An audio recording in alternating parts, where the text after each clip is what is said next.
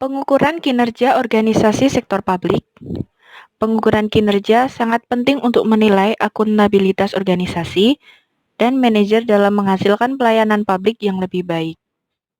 Sistem pengukuran kinerja sektor publik adalah suatu sistem yang bertujuan untuk membantu manajer publik menilai pencapaian untuk strategi melalui alat ukur finansial dan non-finansial.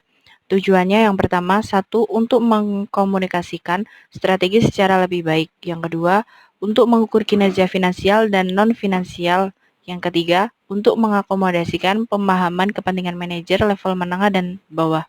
Yang keempat, sebagai alat untuk mencapai kepuasan. Manfaatnya yaitu yang pertama, memberikan pemahaman mengenai ukuran yang digunakan untuk menilai kinerja manajemen. Yang kedua, memberikan arah untuk mencapai target kinerja yang telah ditetapkan. Yang ketiga, untuk memonitor dan mengevaluasi pencapaian kinerja. Yang keempat, sebagai dasar untuk memberikan penghargaan dan hukuman. Yang kelima, sebagai alat komunikasi antara bawahan dan pimpinan. Yang keenam, membantu mengidentifikasi kepuasan pelanggan. Yang ketujuh, membantu memahami proses kegiatan instansi pemerintah. Informasi yang digunakan untuk pengukuran kinerja. Yang pertama yaitu informasi finansial. Yang kedua yaitu informasi non-finansial. Informasi finansial. Pengukuran ini diukur berdasarkan pada anggaran yang telah dibuat dan dilakukan dengan menganalisis varian atau selisih antara kinerja aktual dengan akrual. Analisis varian berfokus pada satu, varian pendapatan, yang kedua varian pengeluaran. Varian pengeluaran ini dibagi menjadi dua, yaitu varian belanja rutin dan varian belanja investasi atau modal. Selanjutnya, informasi non-finansial berbentuk variabel kunci, yaitu variabel yang mengindikasikan faktor-faktor yang menjadi sebab kesuksesan organisasi. Karakteristik variabel kunci atau key variable. Yang pertama, menjelaskan faktor pemicu keberhasilan dan kegagalan organisasi. Yang kedua, sangat volatil dan dapat berubah dengan cepat.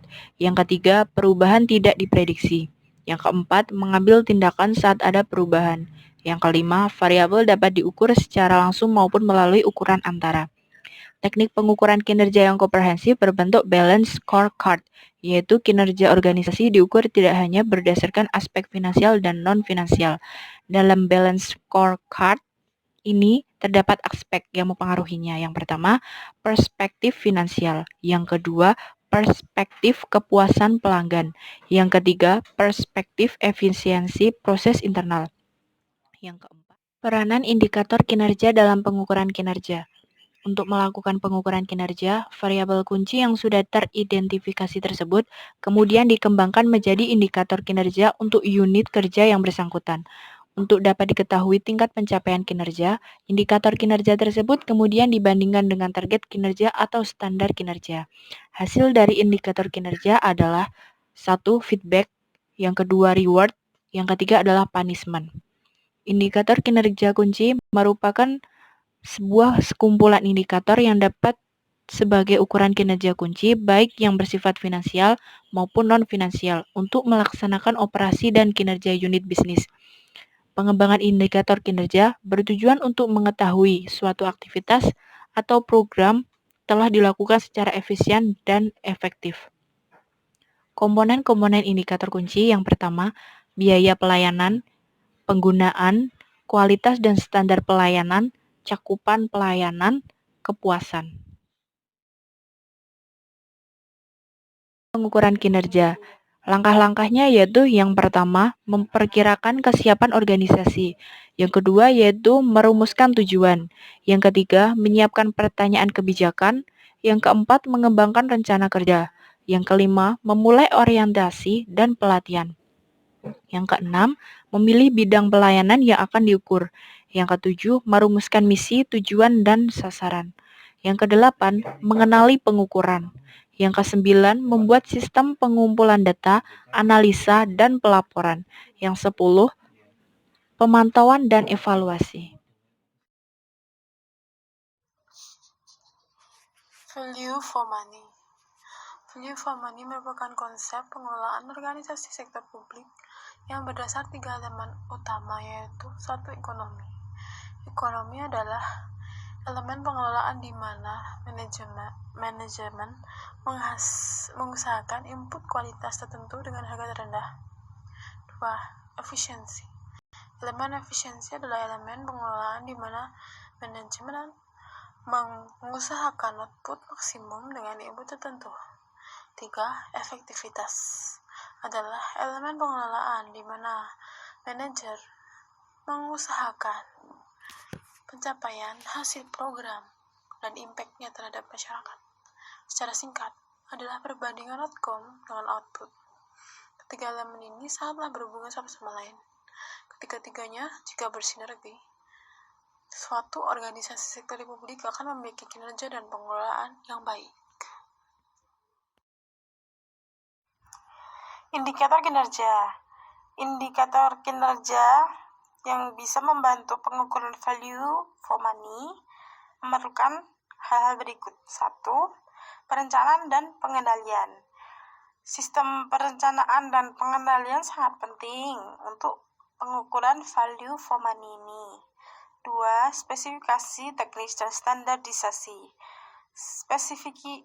Spesifikasi teknis dan juga standarisasi sangatlah penting juga untuk value for money ini. Lalu ada kompetensi teknis dan profesionalisme, lalu ada mekanisme ekonomi dan pasar, dan juga mekanisme SDM.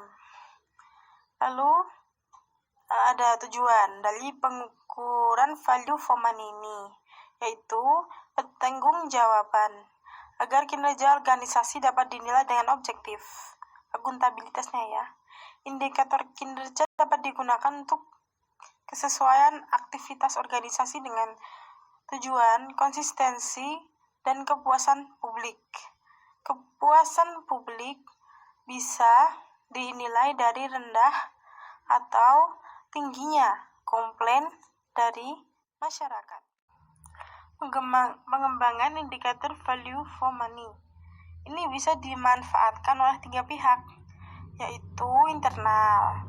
Ini bisa untuk meningkatkan kualitas dan kuantitas layanan organisasi sektor publik tersebut. Lalu ada eksternal, yaitu untuk kontrol dan bisa untuk memberi informasi untuk mengukur akuntabilitas publik organisasi. Lalu juga ada pemerintah. Pemerintah bisa memanfaatkannya untuk membantu mengambil keputusan dan menetapkan anggaran untuk organisasi sektor publik tersebut. Langkah-langkah pengukuran value for money. Pengukuran ekonomi. Pengukuran ekonomi bisa dilakukan dengan membandingkan anggaran dengan input yang didapat. Karena ini kayak ekonomi itu kan mendapatkan input sebanyak mungkin dari anggaran yang digunakan sedikit mungkin. Lalu ada pengukuran efisiensi, yaitu membandingkan output dan input. Outputnya harusnya bisa lebih banyak dari inputnya, atau mungkin ya gitu seimbang, atau mungkin lebih banyak, karena ya itu efisiensi organisasi tersebut. Kalau efisiensinya baik ya berarti outputnya lebih banyak. Kalau jelek, outputnya lebih dikit dari inputnya. Lalu ada pengukuran efektivitas. Itu bisa dilihat apakah program berhasil mencapai tujuan atau tidak. Lalu ada pengukuran outcome. Itu melihat dampak kegiatan organisasi tersebut terhadap masyarakat. Ini bisa dilihat dari dampaknya ya, kayak dampak fisik sama feedback. Kita bisa minta feedback sama masyarakat, gimana sih mereka